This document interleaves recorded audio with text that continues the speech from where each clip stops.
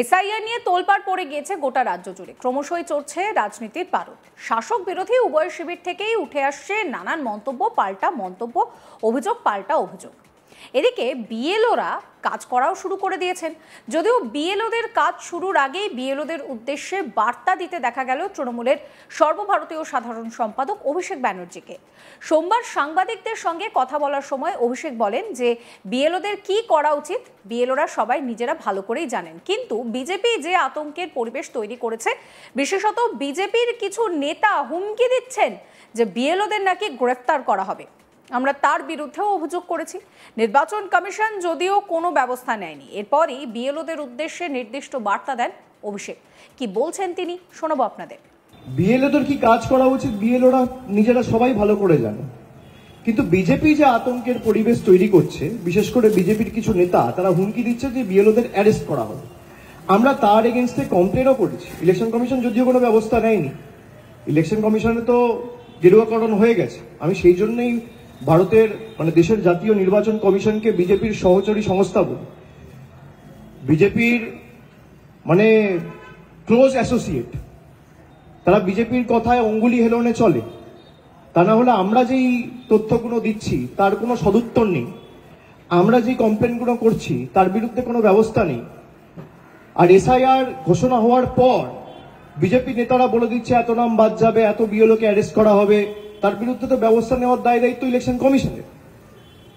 যদি কারোর কোনো সাহায্য সহযোগিতার প্রয়োজন হয়, আমি প্রত্যেকটা বিএলওর কাছে অ্যাপিল করব, আমাদের সব জায়গায় ক্যাম্প থাকবে। আপনাদের সাহায্য সহযোগিতা হলে প্রশাসনের সাথে যোগাযোগ করবে। নির্বাচন কমিশনকে যেমন আপনারা জানাবেন, আপনারা প্রশাসনকেও জানাবেন, প্রশাসন আপনাদের পাশে দাঁড়াবে। এখানেই শেষ নয়। অভিষেক ব্যানার্জি আরো বলেন, যদি কেউ সিএএ ক্যাম্পে গিয়ে আবেদন করেন, অসমের 12 লক্ষ হিন্দু বাঙালির মতো অবস্থা হবে আপনাদের। সবাইকে ডিটেনশন ক্যাম্পে নিয়ে ফেলা হবে। আর তৃণমূল থাকতে কারোর কোনো নাম বাদ যাবে না। একই সঙ্গে কাউকে ভয় না পাওয়ারও বার্তা দিয়েছেন অভিষেক। এই নিয়ে কি বলছেন তিনি শোনাবো। আমি অনুরোধ করব আপনাদের যে এরা যে সিএএ ক্যাম্প করছে আপনাদের মাধ্যমে, এদের ফাঁদে কেউ পা দেবেন না। যদি কেউ সিএএ ক্যাম্পে গিয়ে অ্যাপিল করেন, আসামের 12 লক্ষ হিন্দু বাঙালির মতো আপনাদের অবস্থা হবে। সবাইকে ডিটেনশন ক্যাম্পে নিয়ে গিয়ে ফেলবে। আর তৃণমূল থাকতে আপনাদের কারোর নাম বাদ যাবে না। কেউ ভয় পাবেন না, কেউ আতঙ্কে থাকবেন না। আমাদের কর্মীরা রাস্তায় নেমেছে। আগামীকাল থেকে বিএলএ-টুরা বাড়ি বাড়ি যাবে। প্রত্যেকটা অঞ্চলে, প্রত্যেকটা ওয়ার্ডে একটা করে অ্যাসিস্ট করার জন্য হেল্প ডেস্ক তৈরি করা হচ্ছে, ক্যাম্প তৈরি করা হচ্ছে, এবং প্রত্যেকটা বিধানসভায় সুনির্দিষ্ট ওয়ার্ড রুমের ব্যবস্থা থাকবে। এমপিরা দায়িত্বে থাকবে এবং এমএলএরা দায়িত্বে থাকবে। সুতরাং এদের ভয়ে বা আতঙ্কে কেউ পা দেবেন না। এই নিয়ে আমার কলিগ অনির্বাণ একটি রিপোর্ট দিয়েছেন, সেই রিপোর্ট রইল আপনাদের জন্য। এসআইআর নিয়ে ইতিমধ্যেই তৎপর তৃণমূল কংগ্রেস এবং তৃণমূল কংগ্রেসের second in command Abhishek Bandyopadhyay, তিনি কিন্তু বেশ কয়েকটি প্রচেষ্টা ইতিমধ্যেই এসআইআর নিয়ে করেছেন এবং আন্দোলনে নেমেছেন তারা।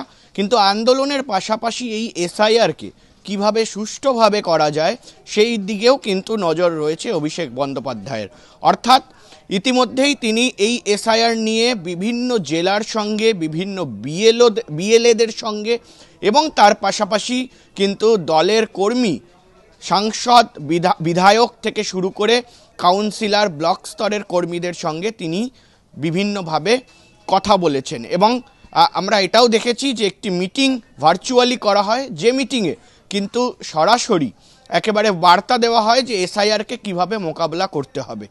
তারই মধ্যে যা খবর এই মুহূর্তে তৃণমূল সূত্রে, যে অভিষেক বন্দ্যোপাধ্যায় তিনি কিন্তু আর কিছুদিনের মধ্যে শুরু করবেন জেলা সফর এবং জেলায় জেলায় গিয়ে, বিভিন্ন জায়গায় গিয়ে কিন্তু তিনি দেখবেন যে কোনোভাবে বিএলওরা যে যেভাবে কাজ করছে এবং তাদের যে দলের বিএলএরা রয়েছে, অর্থাৎ বুথ লেভেল এজেন্ট, তাদের কোনো রকম অসুবিধে হচ্ছে কিনা বা তারা কিভাবে এই মুহূর্তে নিজেদের কাজের একেবারে যে ভিত্তি রয়েছে সেগুলোকে এগিয়ে নিয়ে যাচ্ছে। ফলে সে জায়গায় দাঁড়িয়ে স্পষ্টত এটা বোঝাই যাচ্ছে যে এই মুহূর্তে কিন্তু যে বঙ্গে যে এসআইআর প্রক্রিয়া শুরু হয়েছে, সেই এসআইআর প্রক্রিয়াতে কোনোভাবেই কিন্তু বিএলওদের একা ছাড়বে না তৃণমূল কংগ্রেস। অর্থাৎ এটা কিন্তু আগেই বলা হয়েছে যে বিএলওদের ছায়াসঙ্গী হয়ে থাকতে হবে এবং ইতিমধ্যেই এমনটা নির্দেশ দিয়েছেন অভিষেক বন্দ্যোপাধ্যায় যে প্রতিটি বিধানসভা ক্ষেত্রে কিন্তু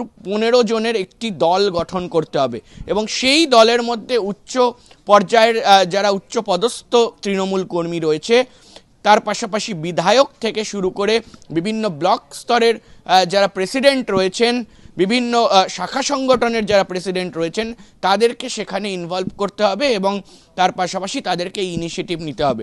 এবং শুধু তাই নয়, বিভিন্ন যে ভোটার তালিকা রয়েছে সেই ভোটার তালিকা কিন্তু প্রতিটি জেলা সংগঠন তৃণমূল স্তরে কিন্তু তাদের কর্মীদের বলা হয়েছে যে সেই ভোটার তালিকা মিলিয়ে মিলিয়ে দেখতে যে কার নাম বাদ পড়ছে বা কার নাম বাদ পড়ছে না, বা 2002 সালে কারা ভোট দিয়েছিলেন কাদের নাম এই বছর নেই।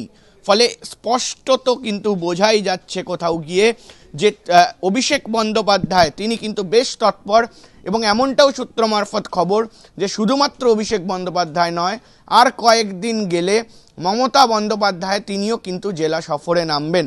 অর্থাৎ 2026 সালের বিধানসভা নির্বাচনের আগে অত্যন্ত তাৎপর্যপূর্ণভাবে কিন্তু এই মুহূর্তে এই এসআইআরকে নিয়েছে তৃণমূল কংগ্রেস। তারা বারবার বলছে যে কোনো রকম কোনো বৈধ ভোটারের নাম যদি তালিকা থেকে বাদ পড়ে তাহলে রণক্ষেত্র পরিস্থিতির সৃষ্টি হবে।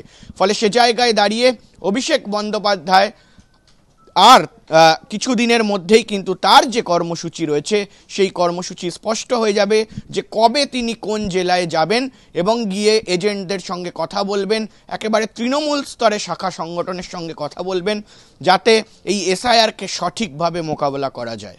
প্রসঙ্গত এসআইআর নিয়ে তোলপাড় পড়ে গিয়েছে গোটা রাজ্য জুড়ে। শাসক বিরোধী উভয় শিবিরের মধ্যে নানাবিধ বক্তব্য উঠে আসছে, আলোচনায় চলে আসছে এনআরসি সিএ এর প্রসঙ্গ। 2002 সালের তালিকায় কার নাম আছে কার নাম নেই, নাম থাকলে কি করতে হবে, নাম না থাকলে কি করতে হবে, অবৈধ বাংলাদেশি মুসলিমদের পাশাপাশি হিন্দুদের নামও যদি বাদ যায় তাহলে কি হবে, এই সমস্ত প্রশ্ন ঘুরপাক খাচ্ছে।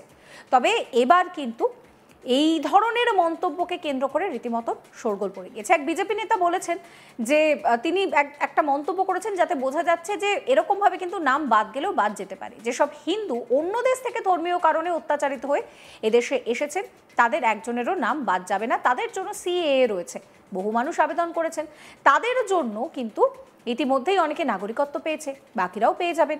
এই মন্তব্য করেছিলেন নিশীথ প্রামাণিক। কি বলেছিলেন তিনি শোনাবো। এসআইআর তো এই জন্যই করা, এসআইআর এই জন্যই করা, কে কি বলছে না বলছে সেটা বড় কথা, কি প্রমাণিত হবে সেটা বড় কথা, তাই না? এবং আমরা দায়িত্ব নিয়ে বলতে পারি যে যারা এই ধরনের কথা বলে বিভ্রান্ত ছড়ানোর চেষ্টা করছে তারা আসলে বাংলাদেশ থেকে যারা অনুপ্রবেশকারী তাদেরকে বাঁচানোর চেষ্টা করছে। এবং এই এসআইআরের ফলে একজন অবৈধভাবে যারা ভারতে বসবাস করছে একজনও থাকতে পারবে না, এটা দায়িত্ব নিয়ে করছে।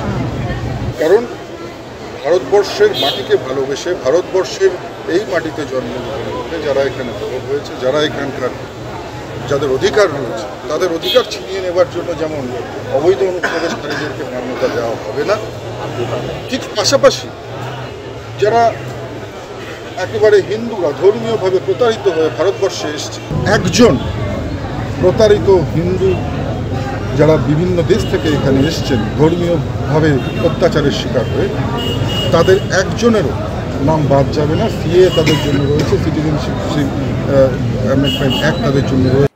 এই ভিডিও সম্পর্কে আপনাদের মতামত জানাবেন। সমস্ত খবরের আপডেটের জন্য চ্যানেলটিকে সাবস্ক্রাইব করবেন, নোটিফিকেশন পেতে বেল আইকনে ক্লিক করতে ভুলবেন না।